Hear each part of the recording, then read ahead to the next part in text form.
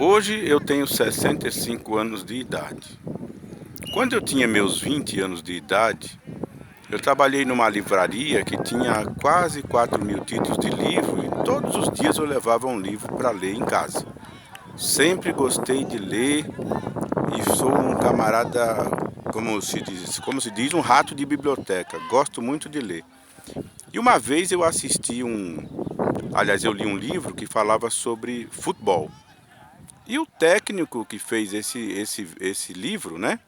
Ele começa com as seguintes palavras. Eu nunca gostei, por exemplo, de jogo de futebol. E essas palavras fortaleceram ainda mais o meu pensamento. As palavras eram as seguintes. Devido ao seu espírito competitivo e agressivo, o futebol despertou o interesse de milhares e milhões de pessoas. E eu já tinha observado isso desde menino, que é muito difícil um jogo de futebol para não ter empurrão, canela quebrada, dedo estourado, empurrão, enfim.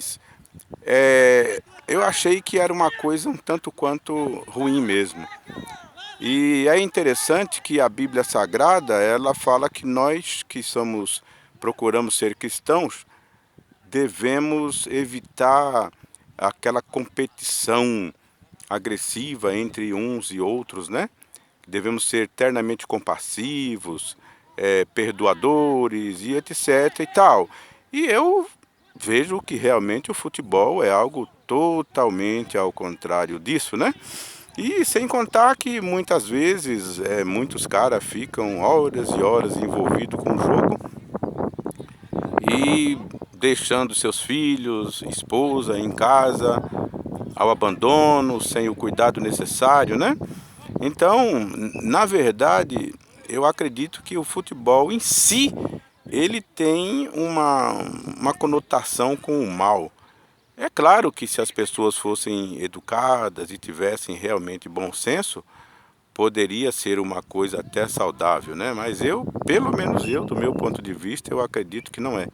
E também eu quero dizer neste vídeo que quando eu tinha meus 7, 8, 9, 10 anos de idade, eu quase ia sendo santista por causa do Pelé, que naquela época era o que dominava o futebol, né?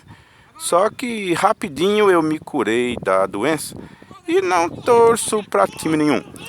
Às vezes, começou aqui do Brasil, quando aí na Copa do Mundo eu começo a achar interessante e achar até bonito.